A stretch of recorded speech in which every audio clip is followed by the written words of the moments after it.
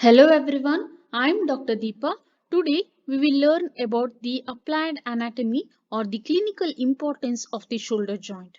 As we have already discussed about the complete anatomy of the shoulder joint in our previous video, we will look for the clinical importance or the clinical correlation of the shoulder joint in this video for today. The anatomy of the shoulder joint is very important.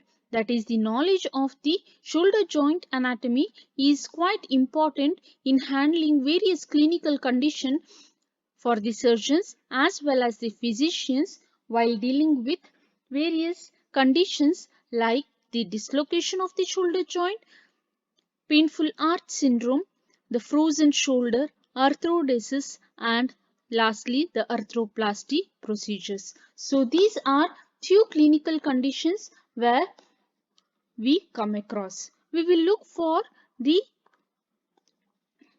each clinical correlation one by one. When we talk about the joint dislocation in our body, the commonest dislocation to be seen is the dislocation of the shoulder. This is mainly due to the anatomical framework of the shoulder joint as we have studied. The dislocation is most common in the shoulder due to two reasons mainly, that is the articular surfaces.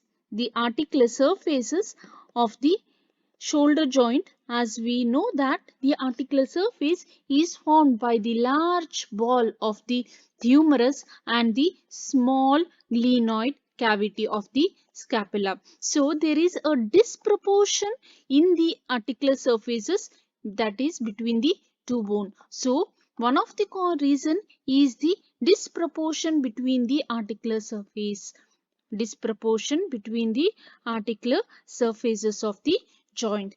The other reason is that, as we have seen previously, the shoulder joint is strengthened all around by a thick muscles related to it, except in the infерomedial part, except in the inferomedial part which is weak over here, that is the infерomedial part of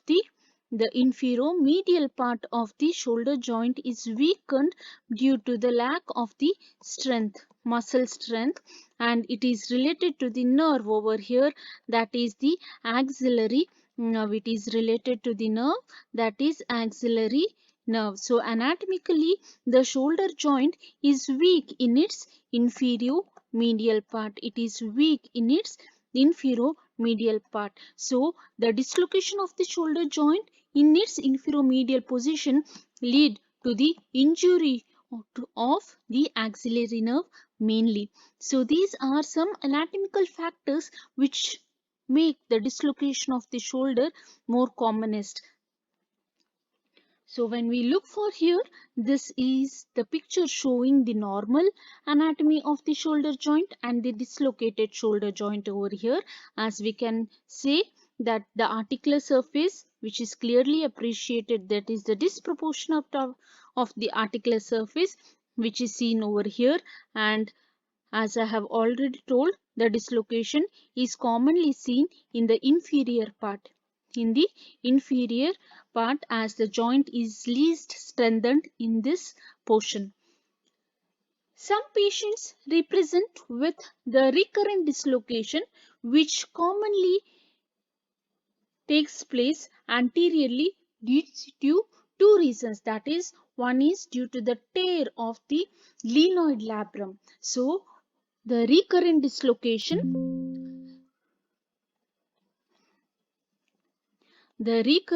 dislocation is also seen in certain patients, which is mainly due to the tear of the ligament, due to the tear of the glenoid labrum, due to the tear of the glenoid labrum anteriorly.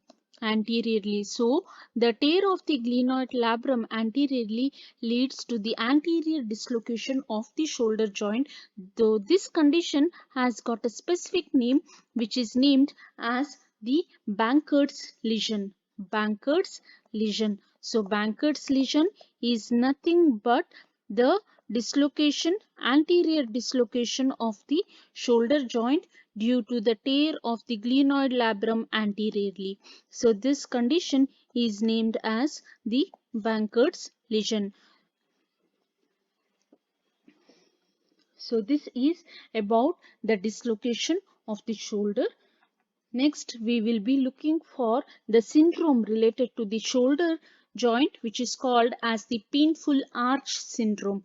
The painful arch syndrome is a typical feature symptom in which the patient represents a severe pain while abduction of the arm. During the abduction of the arm, not the complete abduction, but the abduction ranging between 60 to 120 degree, where the abduction ranging between 60 to 120 degrees. So during this degree, the freedom of movement is completely restricted and there is severe pain complained by the patient.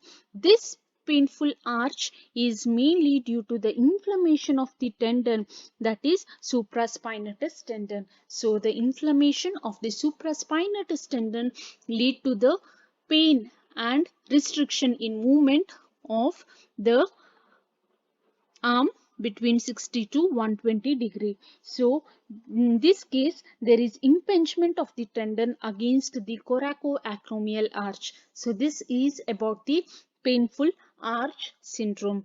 And the next is the frozen shoulder, which is also called as the adhesive capsulitis. We have commonly heard about, very frequently heard about this clinical condition called as the frozen shoulder, where this condition is seen to result from the tendinitis involving the entire rotator cuff. The rotator cuff, which is mainly formed by the supraspinatus, infraspinatus and teres minor in its posterior part, the subscapularis. So these four muscles make up the rotator cuff and strengthen the entire capsule all around. So the tendinitis involving the inflammation of all these four muscles lead to the stiffness of the joint, which results in the frozen shoulder. And in this case, as the condition progresses, there is inflammation, that is due to the inflammation of the fibrous capsule all around the joint. There is increasingly restriction of the joint seen. So the joint movements are not only specific, all the joint movements are restricted due to the adhesions. So this condition is called as the adhesive capsulitis or the frozen shoulder. Moving on to the next condition, which is called as the orthodesis of the shoulder. It is nothing but the surgical condition, that is, it is nothing but the surgical fixation of the shoulder as such. So orthodesis is the surgical fixation of the shoulder where the optimum position is about 45-degree abduction and 20-degree flexion. So there is 45-degree abduction and 20-degree flexion of surgical fixation done. Lastly, we will know about the procedure which is called as the arthroplasty, which is the end dead treatment of the patients seen with repeated osteoarthritis, chronic osteoarthritic patients.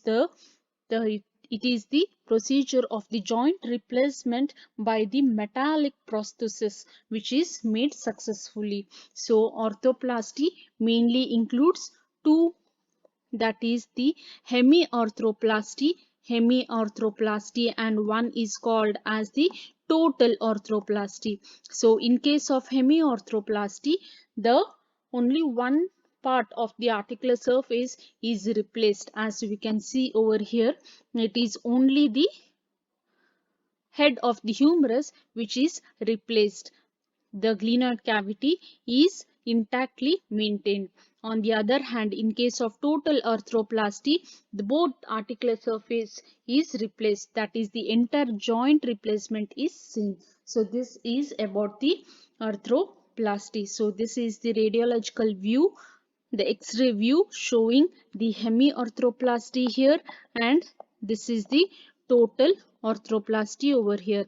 In this picture we can see the intact bony glenoid cavity and the prosthesis which is making up the head of the humerus, whereas in this picture we can make out the entire joint including the head of the humerus and the splenoid, that is the articular surfaces along both the side is replaced, which is termed as the complete arthroplasty. So these are the certain clinical conditions related to the shoulder joint. So this is all about the clinical correlation of the shoulder joint. Thank you.